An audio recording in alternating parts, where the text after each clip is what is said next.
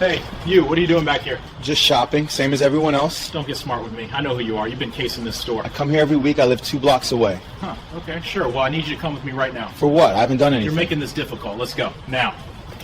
A man in a police uniform walked into a grocery store on a Tuesday afternoon. Nothing seemed unusual. He had a badge and a gun.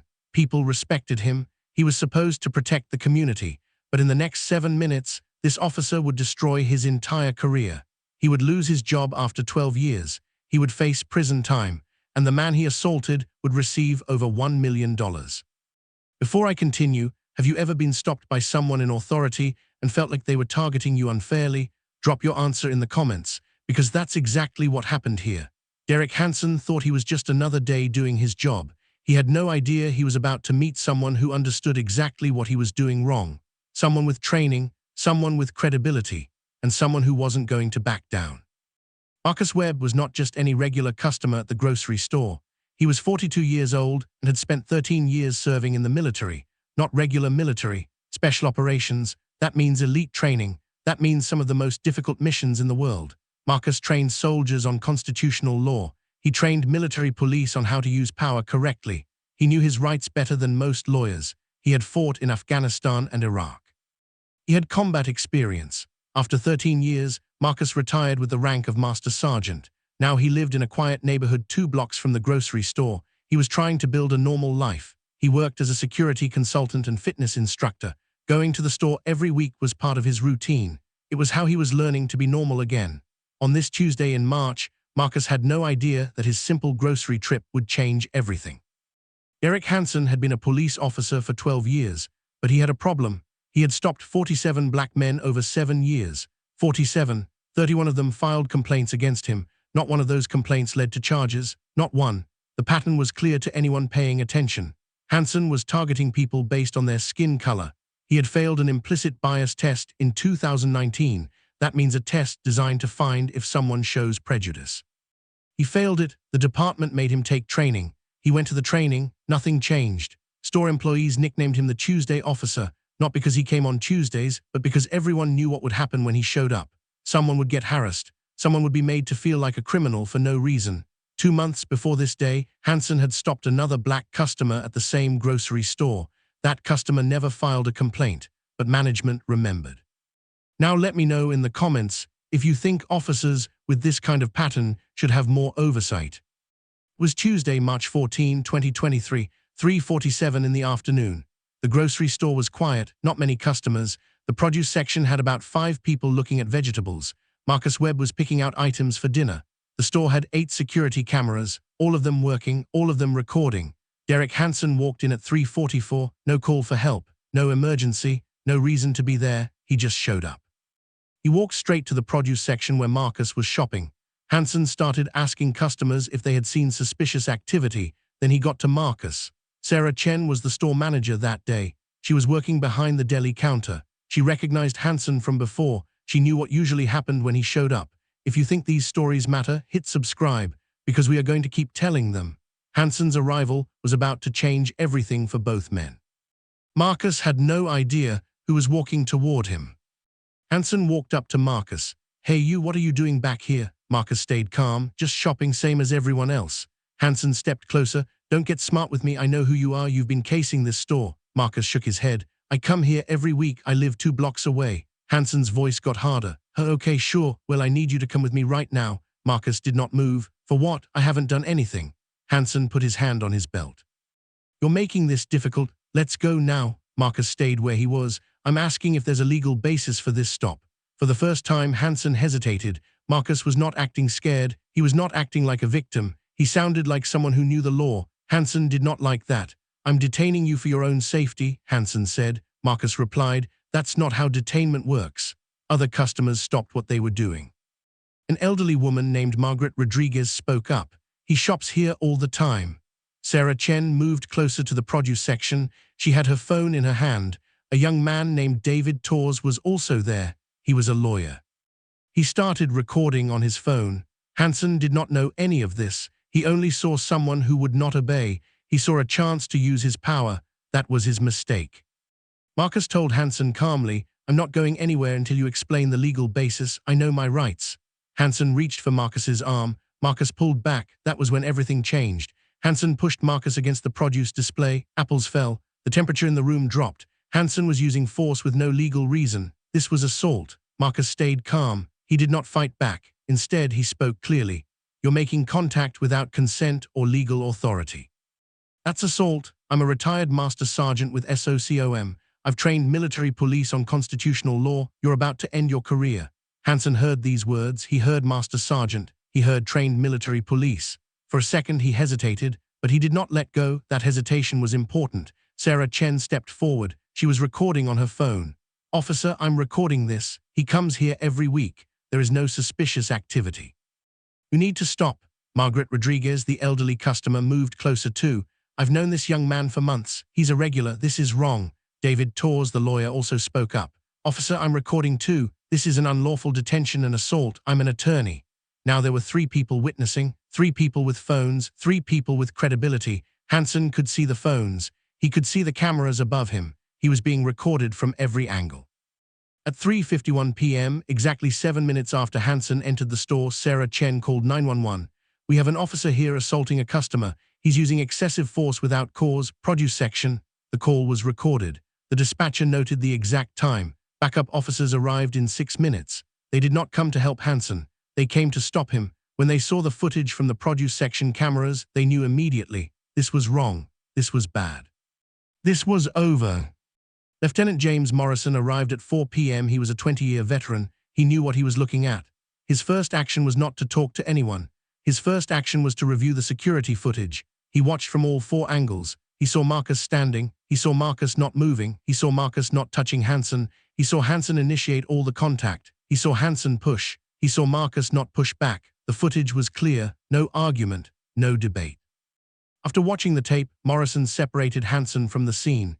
Hansen sat in a patrol car, not as an officer, as a suspect. Morrison interviewed Marcus for 20 minutes. Marcus explained his military background. He explained his training in constitutional law. He explained that he had asked for legal basis and received none.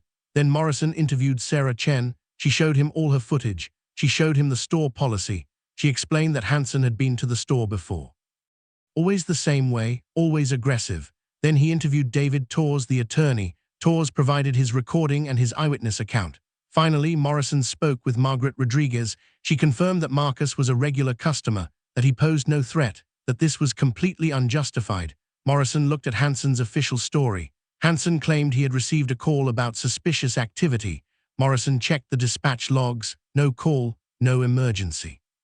Hansen had just decided to show up. Hansen claimed Marcus was matching a robbery suspect's description. Morrison checked active cases. No robbery, no suspect, no description.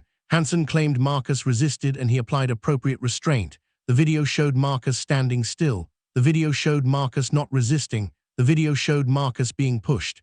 By 4:30 p.m., Morrison had made his decision. Marcus Webb was clear. Derek Hansen was fired. By 5 p.m., Hansen was sitting with his union representative, being told not to speak to anyone.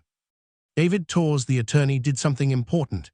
He uploaded the footage to his legal blog the next morning, 247 views in the first hour. Then a civil rights group shared it, 8,400 views. By lunchtime, local news outlets picked it up, 34,000 views across 3 different reports. By 3 in the afternoon, the video was trending on social media. 156,000 shares. People were angry. People were sharing it. By 6 p.m., national news was covering it. CNN, MSNBC, Fox News, all running segments, 2.1 million combined views. By 10:30 at night, the video had gone to TikTok. Younger people saw it. Different angles, different comments. 5.3 million views across all platforms in 24 hours. By day 2, it was 12.4 million views on YouTube alone. The comments section was flooded. People wrote things like, "This is exactly why we need cameras. This shows the problem perfectly." And a trained military veteran had to teach a police officer what the Constitution says. And respect to the manager and the attorney who recorded this. That's how you stop abuse. The story spread globally. People in other countries saw it. Type justice if you agree that officers need real accountability. The police union waited 2 days before responding. Then they released a careful statement. They said they were waiting for the process to complete before commenting, but the process was already moving fast. By week 1, Derek Hansen was not just fired. He was being charged with crimes. This story was not going away. Same day Hansen was fired, Internal Affairs opened a formal investigation. That took about 1 day. Then the police commissioner announced Hansen's termination. That was public, that was final, no going back. 1 week later, the district attorney filed criminal charges: assault, unlawful detention, false report, abuse of authority, 4 separate charges. Then Marcus Webb's attorney filed a civil lawsuit against the city, against the department, against Hansen personally. In June, a grand jury reviewed everything. They voted unanimously. Hansen was indicted on all charges. Discovery revealed Hansen's complete history, all 47 stops, all 31 complaints, all the previous victims. The investigation found email conversations between supervisors. They knew about Hansen. They discussed his bias. They did nothing. Hansen had failed a bias test in 2019. The department made him take training. No follow-up, no accountability. Text messages between Hansen and other officers revealed discriminatory language, not just about this case. Pattern, habit, culture. In December, Hansen pleaded guilty. He admitted to assault. He admitted to unlawful detention. He got 18 months in prison. Wait until you hear what he had to pay. The civil settlement was $1.2 million. To Marcus Webb, $300,000 more for previous victims. The city also agreed to major reforms. Real-time camera footage review, new protocols for police stops, better training on constitutional rights. But that is not all. Judge Patricia Hernandez had this to say in court: Officer Hansen was trusted with authority. He abused that power not once. As part of a pattern, this sentence reflects not just this assault. It reflects the systematic abuse that came before it. Hansen's law enforcement certification was permanently revoked. He could never work in law enforcement again, anywhere, in any state. He was banned from Save Mart and all Save Mart stores within 50 miles for 10 years. A formal trespass notice was issued. His name would be on that list forever. Marcus Webb sat down for an interview 4 months after the incident. He was in his home, quiet, thoughtful. He talked about the impact. For 2 weeks I had nightmares, not regular stress dreams, tactical nightmares. My body remembered the feeling of being grabbed. I've been in actual combat. I've taken fire in war, but this was different. This was my own community, a place I should feel safe. Marcus explained what his military training taught him. Excessive force and abuse of authority destroy trust. If a leader conducts himself with disrespect and abuse, people do not follow, they follow fear. That is not leadership, that is something else. And I see that happening in policing. He had a message for workers in retail and service jobs. You deserve basic respect. You have rights, the badge, the title, the authority. None of that takes away your constitutional rights. You do not have to accept abuse. Document it. Find witnesses, call for help. Speaking up is not weakness. It is the only way the system changes. He also spoke directly to customers. Respect the people serving you. They are human beings. If you see someone being disrespected, especially by someone in authority, say something. That is how we protect each other. Marcus was grateful. I have to thank Sarah Chen for having courage. That manager risked her job. David Torres, an attorney who was just shopping, risked involvement. Margaret Rodriguez, an elderly woman who could have stayed quiet. Those 3 people made sure this was not just another closed case.